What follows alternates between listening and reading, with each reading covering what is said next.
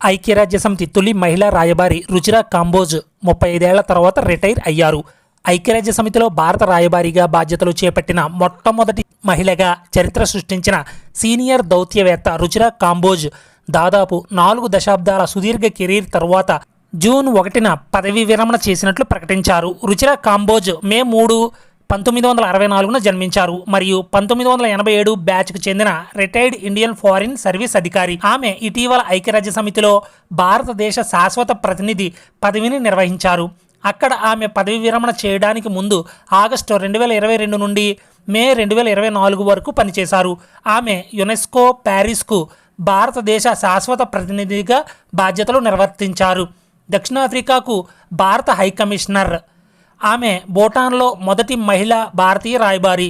భారతదేశంలోని 1987 foreign service మరియు civil services బ్యాచ్లలో ఆమె అగ్రశ్రేణి మహిళ.